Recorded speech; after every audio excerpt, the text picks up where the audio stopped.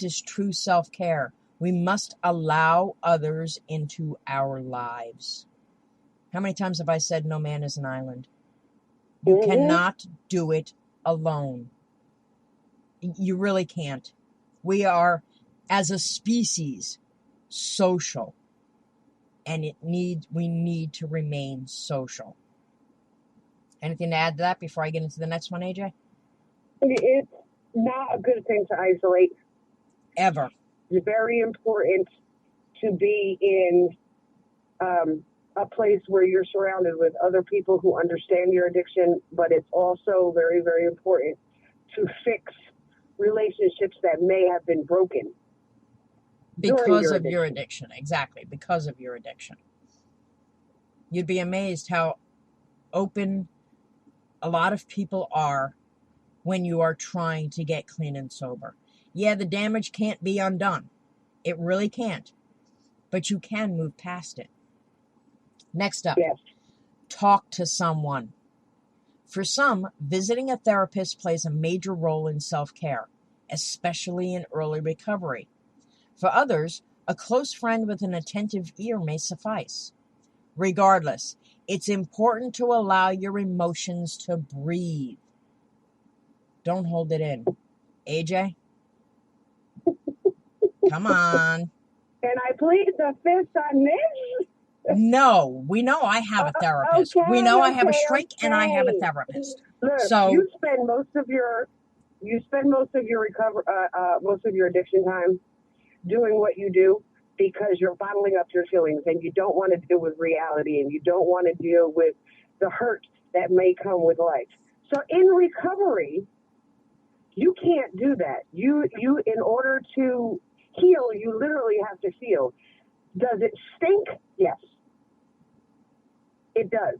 But I would much rather feel the pain, deal with it, get through it, rather than bottle it up and go back to where I was. That's never a good thing. We know that I have a therapist and I have a shrink that I get my meds from. But it's funny because I walk into their office and they can spot now if something's on my mind and I don't want to talk about it. Because then they drag it out of me. They drag it out of me. For me, my kind of therapy is I'll call my sponsor or I'll call another alcoholic. I have a shrink. He gives me my meds, and that's, in my mind, that's all he's good for. I don't want him for nothing else. I'm not going to sit on his little leather couch and pour my feelings out to him. Give me my meds and I'm fine. But I do use the fellowship as a way for me to vent. There you go.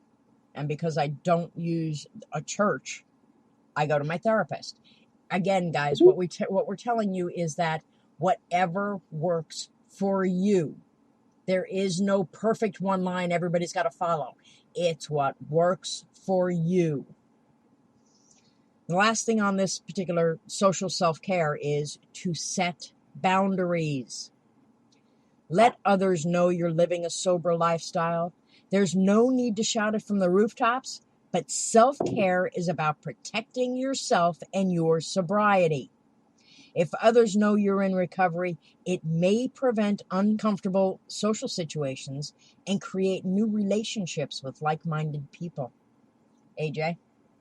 It's not something to be ashamed of. Nobody's saying be ashamed. Nope. And a lot of times, when somebody gets sober, they're ashamed. It's not something to be ashamed of. And it's one thing if you're going to maintain your anonymity and not scream it from the rooftops. Both Vinny and I choose to scream it from the rooftops.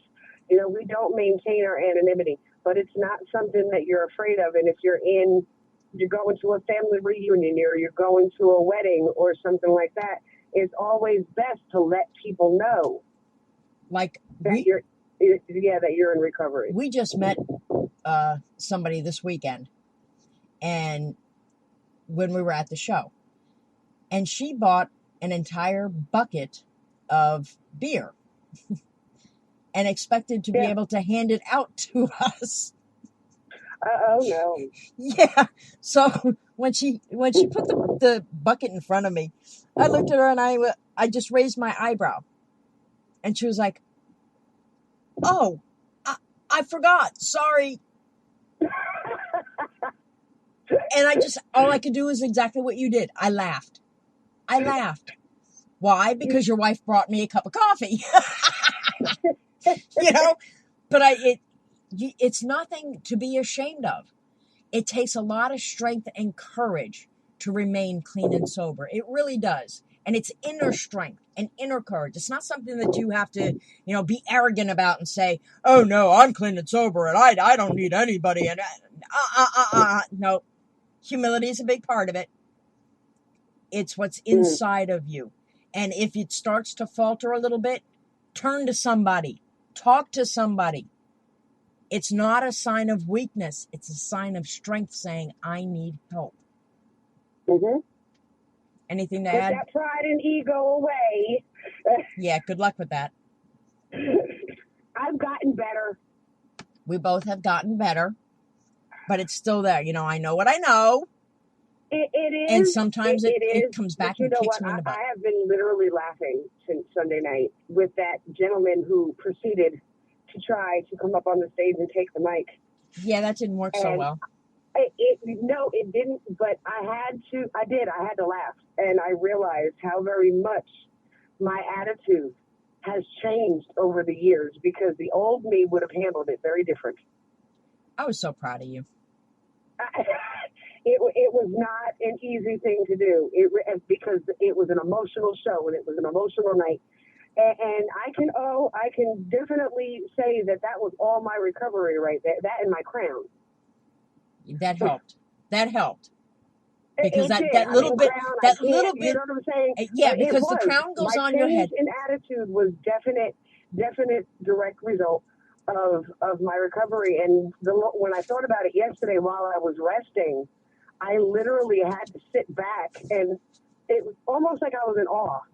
Like, oh my God, really? Is this who I've become? Part of that is because you put that crown on your head, and it keeps your brain intact. Very true. But back then, if I was still drinking, even with the crown on my head, I wouldn't have thought about it. I would not have thought twice about it. You're right. On that note, we're going to close out today's show. We'd like to thank TB Roofing and Construction, LLC in Largo. They specialize in roofing, brick pavers, and home improvement.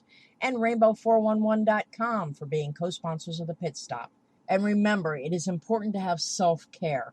Even if you're not in recovery or if you're taking care of somebody who's in recovery, please take some time out for you. You earned it and you deserve it. Amen. We love you, and we will see you again next week. Love you, AJ. Love you too, bro.